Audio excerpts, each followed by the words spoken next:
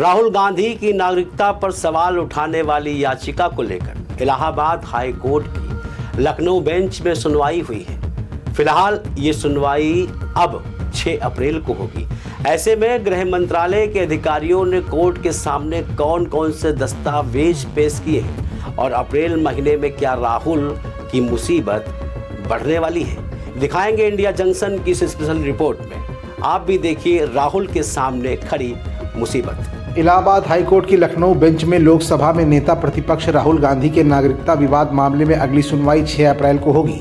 लेकिन क्या याचिकाकर्ता की याचिका पर इलाहाबाद हाईकोर्ट की लखनऊ बेंच अप्रैल में कोई ऐसा फैसला सुना सकती है जो राहुल गांधी के लिए मुश्किल भरा साबित हो सकता है, या फिर राहुल गांधी की नागरिकता विवाद मामले में कुछ ऐसा फैसला आने जा रहा है जो न सिर्फ राहुल के लिए बल्कि पूरी की पूरी कांग्रेस के लिए मुसीबत का सबब बन सकता है। और अब कांग्रेस अप्रैल में याचिका के खिलाफ कौन से सबूत पेश करने वाली है, ये तमाम ऐसे सवाल हैं जिनका जवाब अपनी आज की इस रिपोर्ट में हम आपको दिखाएंगे भी और बताएंगे भी।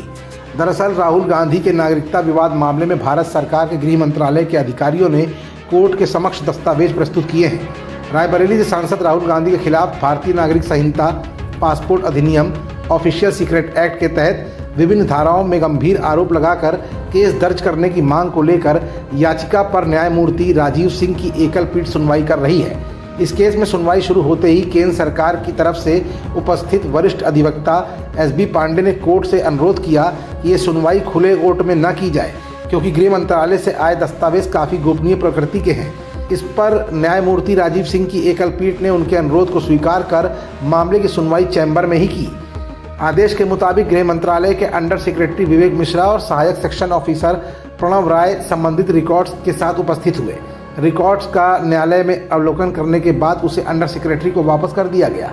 न्यायालय ने याची एस विघ्नेश शिशिर को केंद्र सरकार को मामले में पक्षकार बनाने की अनुमति दी है। इसके साथ ही न्यायालय ने याची के मामले को पार्ट हर्ड के तौर पर लिस्ट करने के अनुरोध को अस्वीकार कर दिया और कहा कि मामला अभी भी एडमिशन स्टेज पर है। मामले की अगली सुनवाई 6 अप्रैल को होगी। मालूम हो कि कर्नाटक के भाजपा कार्यकर्ता एस विघ्नेश शिशिर ने रायबरेली से कांग्रेस के सांसद राहुल गांधी के खिलाफ याचिका दाखिल की है।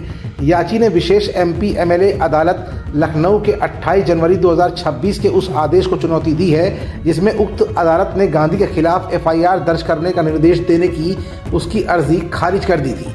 याची ने राहुल गांधी के खिलाफ एफआईआर दर्ज करने और मामले की विस्तृत जांच कराने की मांग की है। याची ने राहुल गांधी के खिलाफ भारतीय नागरिक संहिता, पासपोर्ट अधिनियम, इंडियन ऑफिशियल सीक्रेट एक्ट के तहत विभिन्न धाराओं में गंभीर आरोप लगाए हैं। फिलहाल अब इस मामले में सुनवाई अप्रैल के महीने के अंदर होनी है। देखना यह है कि नागरिकता से जुड़े हुए मामले में राहुल के ऊपर अब कोर्ट क्या एक्शन लेता है। इंडिया जंक्शन, खबरों का जंक्शन।